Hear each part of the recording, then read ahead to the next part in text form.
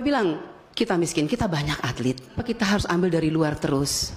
Mau sampai kapan kita terus mengambil atlet dari dan Menpora saat ini adalah mengambil pemain timnas Indonesia diaspora. Ya, coba tonton Liga Indonesia seperti apa. Di pemerintahan banyak yang belum tahu tentang perkembangan sepak bola Indonesia. Halo semuanya, dimanapun berada, jumpa lagi bersama saya Kuli Milenial. Bagaimana kabarnya teman-teman semua? Semoga selalu dalam keadaan sehat, selalu baik-baik saja, dan semoga selalu tetap semangat. Di saat sepak bola Indonesia mulai berkembang dan mengeluarkan taringnya, ada saja anggota DPR yang tidak menyukainya pengambilan naturalisasi atau keturunan. Dia bilang mungkinkah Indonesia akan bergantung dengan pemain naturalisasi? Sampai kapan Indonesia bergantung dengan pemain naturalisasi? Di sini ada komentar para netizen menanggapi ucapan ibu anggota DPR ini. Teman-teman, kita simak video selengkapnya. Saya berharap bahwa semoga ini yang terakhir. Karena kita tidak miskin atlet. Siapa bilang kita miskin? Kita banyak atlet. Kenapa kita harus ambil dari luar terus? Apalagi saya dari Nusa Tenggara Timur, provinsi tertinggal, terbelakang, tetapi gudang atlet, Pak. Gudang atlet. Kalau hanya bisa lari, tinju, sepak bola, saya rasa pasti kita punya atlet banyak di Indonesia. Tetapi pertanyaan saya, kenapa kita harus mengambil dari luar? Bukan sekali, ini sudah beberapa kali. Perlu dipertanyakan dan perlu menjadi perhatian kita semua, Bapak Ibu Komisi 10. Mau sampai kapan kita terus mengambil atlet dari luar? Padahal mereka di sana juga dilatih. Mereka berhasil sukses karena ada yang latih. Berarti pertanyaan kami dari Demokrat, bagaimana dengan upaya dari Kemenpora untuk bagaimana pelatih-pelatih kita ini di Indonesia? Kalau memang perlu jangan atletnya kita ambil, tapi pelatihnya dong kita ambil dari luar negeri. Kalau misalnya pelatih kita dianggap belum mampu untuk mencetak atlet-atlet yang luar biasa. Karena pengalaman kemarin kita ambil atlet dari luar ternyata tidak berhasil juga. Itu kita bicara tentang keberhasilan. Apakah ini 3 atlet yang luar biasa ini kita berharap dengan penuh mereka bisa memberikan yang terbaik untuk Indonesia? Itu doa kita semua ya. Tapi bagaimana kalau ini gagal lagi? Apa yang akan dilakukan oleh Kemenpora? Jangan kita ulangi terus begini, panggil dari luar tapi tidak pernah membanggakan.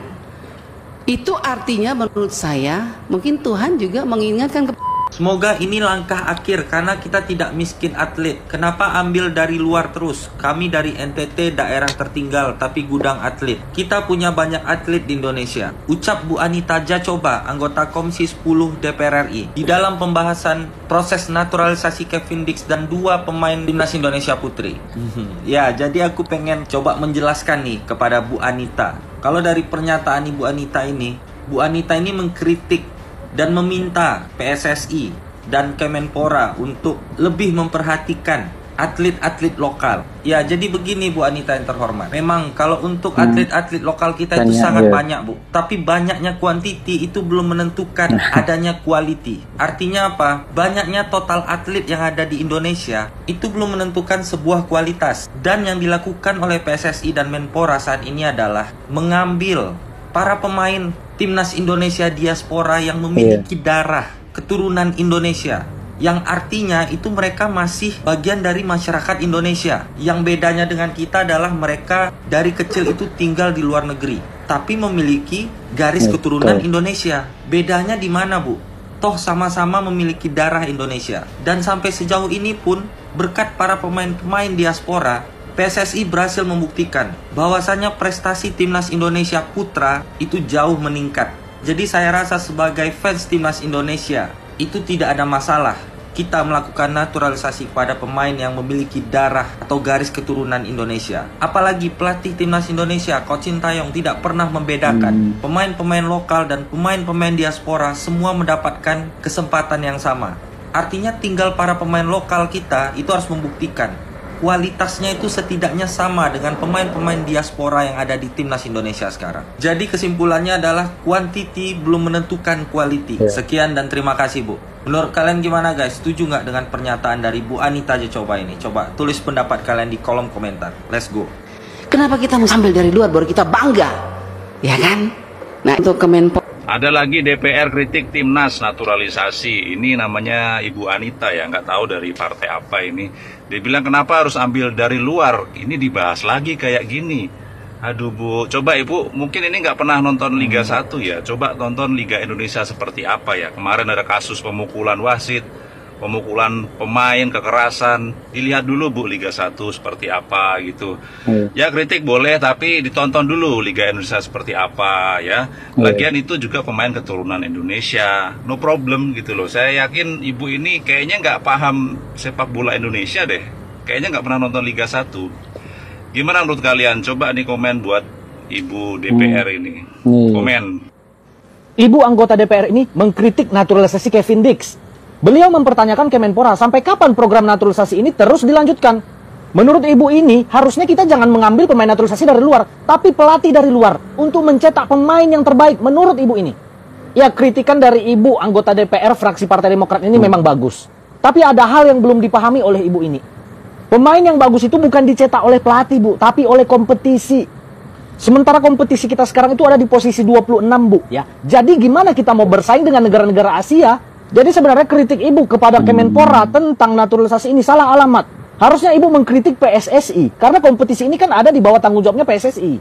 Salah satu faktor yang membuat liga kita belum maju, yaitu operator Liga 1 dan Liga 2 itu belum dipisah, masih sama. Makanya PT LIB kewalahan. Wajar kalau sekarang Liga 2 itu tidak terlalu diperhatikan. Beda dengan Liga 1 yang mungkin sekarang mulai naik. Ya naik pun Liga 1 hanya berada di 26 Asia ya. Ini bukti Liga 1 itu levelnya parah ya. Silvano Convalius top skor Liga 1 2017 37 gol. Nah musim depannya dia pindah ke Liga Thailand itu mandul. Dan akhirnya dia pensiun karena frustasi.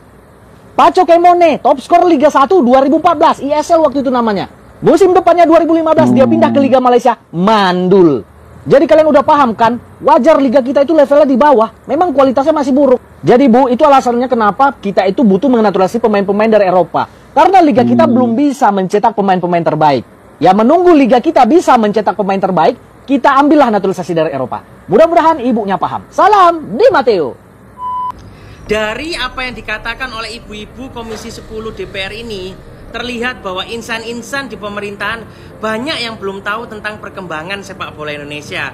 Terlihat dari statementnya ibu-ibu Komisi 10 DPR ini yang bilang semoga ini jadi yang terakhir untuk proses naturalisasi pesepak bola. Padahal ibu ini nggak tahu ya teman-teman bahwa negara Indonesia dengan penduduk 250 juta penduduk kurang lebih ya, nggak tahu bahwa negara Indonesia hanyalah negara penikmat sepak bola terbanyak. Bukan negara yang berbakat dalam melahirkan pesepak bola berbakat teman-teman. Ini kelihatan ya.